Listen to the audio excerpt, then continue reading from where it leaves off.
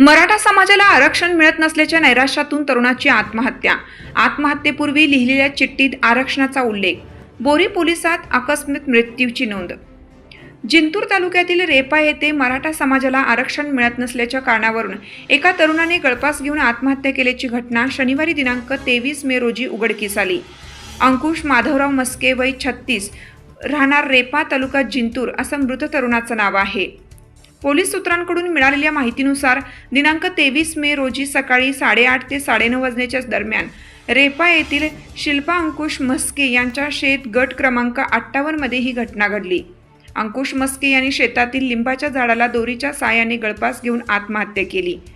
या प्रकरणी अमोल माधवराव मस्के यांनी बोरी पोलीस ठाण्यात खबर दिली।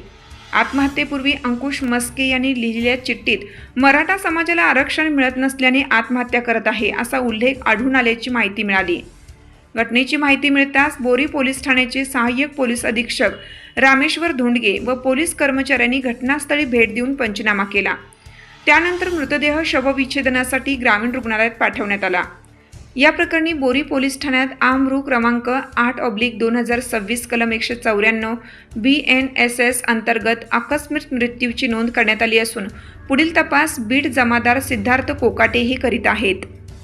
आज आमचे बंधू अंकुश माधव मस्के यांनी मराठा समाजाला मिळत नसलेल्या आरक्षणाबद्दल किंवा विलंब होत असल्याबद्दल आज या ठिकाणी सकाळी खिशामध्ये चिठ्ठी लिहून आत्महत्या केली।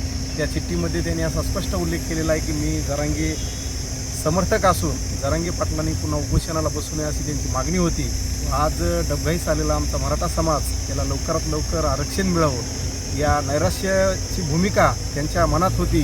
नेहमी आमची पायी दिंडी असेल रेपा येथून निघालेली, रेपा पाचेगाव आणि मांदानी इथून ज्या वेळेस समजा या ठिकाणी आरक्षणाची हाक देण्यात आली त्यावेळेस स्वतः जातीने उपस्थित ते राहत होते आणि त्यांच्या मनामध्ये विचार होता की बाबा जरांगे पाटील यांनी आता उपोषण करू नये, त्यांची ढासळत चाललेली प्रकृती यामुळं त्यांनी आत्महत्या केली आणि शेतीमालाचे पडलेले भाव असा पण त्यांनी या ठिकाणी चिठ्ठीत उल्लेख केलेला आहे। त्यामुळं आमच्या या मराठा बांधवाला नक्कीच न्याय मिळावा आणि येणाऱ्या काळामध्ये लवकरात लवकर जे आमचे आरक्षण या ठिकाणी मिळत नाही आणि मराठ्याची डावललेली परिस्थिती जर पाहिली तर आपण आज लक्षात घेऊ शकता की मराठा 100 एकरचा मराठा आज या ठिकाणी 2 एकरवर आलेला आहे आणि त्याचं उपजीविकेचं साधन दुसरं कोणतंही नसून जगाला या ठिकाणी अन्न पुरवठा करणं हे प्रामाणिक हेतू आहे त्याचा। पण आज परिस्थिती अतिशय बेकार झालेली आहे, त्यामुळं नैराश्य आलेलं आहे। त्यामुळे या लवकरात लवकर मराठा समाजाला आरक्षण मिळावं अशी आमच्या बंधूची अपेक्षा होती।